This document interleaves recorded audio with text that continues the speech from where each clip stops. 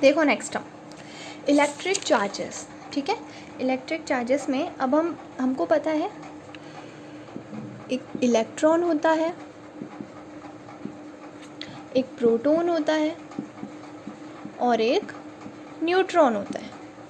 Neutron तो middle हो गया, ठीक है।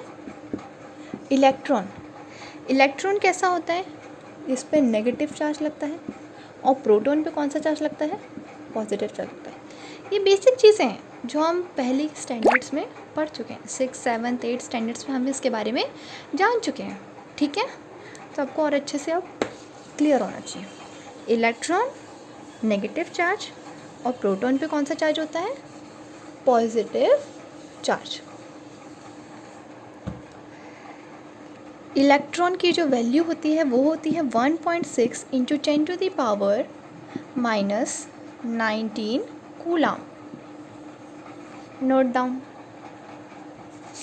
अब हम पढ़ेंगे properties of charges. Electric charge तो हमने पढ़ लिया, इलेक्ट्रिक चार्जेस के बारे में जान लिया। अब हम पढ़ेंगे कुछ उसकी प्रॉपर्टीज़ को भी हम जान ही लेते हैं, ठीक है। प्रॉपर्टीज़ किसकी प्रॉपर्टीज़, इलेक्ट्रिक चार्जेस की properties. There are 2 types of charges, 2 types के चार्जेस होते हैं, ये हम पहले ही जान चुके हैं। अब बोलो मैम हमको पता ही है, पॉजिटिव चार्ज या तो नेगेटिव चार्ज। एक और चीज़, ये हो गई इसकी पहली प्रॉपर्टी। दूसरी प्रॉपर्टी क्या है, लाइक चार्जेस, यानी कि अगर 2 चार्जेस हैं, ये भी क्यू, ये भी क्यू, ये भी पॉजिटिव है और ये भी पॉजिटिव है, तो ये एक दूसरे को देख के दूर दूर भाग जाएंगे। चार्जेस क्या करेंगे, ripple, charges rippled each other. Clear students, charges एक दूसरे को रिपल करेंगे। वही अगर चार्जेस यहाँ पे अगर मैं एक पे नेगेटिव चार्ज रख दूँ, एक पे पॉजिटिव चार्ज रख दूँ, तो ये दोनों क्या करेंगे, अट्रैक्ट। क्या करेंगे, अट्रैक्ट। इसको हम दूसरी लैंग्वेज में भी लिख सकते हैं कि जो लाइक चार्जेस होते हैं वो रिपल करते हैं। लाइक चार्जेस मतलब ये नहीं कि पसंद, लाइक चार्जेस मतलब सेम टाइप के चार्जेस। सेम टाइप के चार्जेस होंगे जिन पे सेम साइन होगा वो रिपल करेंगे, और जिस पे अलग अलग चार्जेस होगा जो बिल्कुल भी मैच नहीं खाते, एक नेगेटिव एक पॉजिटिव, वो अट्रैक्ट करेंगे। क्लियर, हमने इसकी 2 प्रॉपर्टी समझ ली।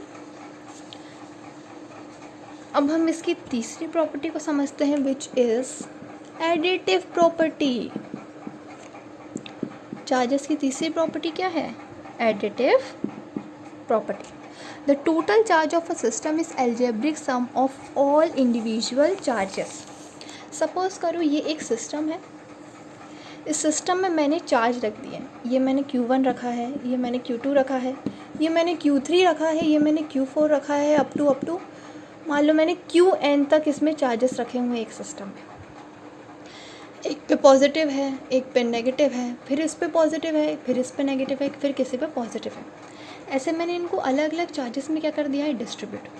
तो अब एडिटिव प्रॉपर्टी क्या कहती है, सिस्टम में जितने भी चार्जेस रखे हैं इन सब का सम, हर एक इंडिविजुअल चार्ज का हम क्या करेंगे, सम, हर एक इंडिविजुअल चार्ज को हम ऐड करेंगे, भले ही वो नेगेटिव हो भले ही वो पॉजिटिव हो। क्लियर, मतलब सिस्टम के अंदर जितनी भी चार्जेस रखे हैं, जो भी पार्टिकल है, एक पार्टिकल होगा उस पर कोई भी चार्ज होगा, चाहे वो पॉजिटिव होगा चाहे वो नेगेटिव होगा, इन सब का जब हम सम करेंगे तो क्या निकलेगा, समेशन। रिजल्टेंट क्या निकलेगा, 0।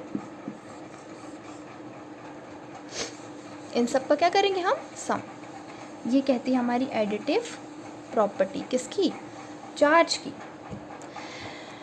अब जो प्रॉपर्टी आ रही है वो बहुत मेन प्रॉपर्टी है। एडिटिव प्रॉपर्टी की हम डेफिनेशन आपको बाद में लिखा देंगे, मैं नोट्स भेज दूँगी, उस पर आप लिख लेना, okay. Quantization of charge, quantization of charge, इससे पहले भी हम पढ़ेंगे conservation of electric charge. Electric charge का कंजर्वेशन। देखो, चार्ज ना तो क्रिएट होते हैं ना तो फॉर्म होते हैं। Charges neither be created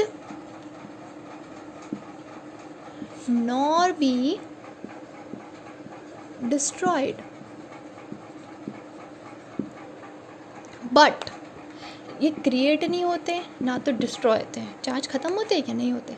but it can only be transformed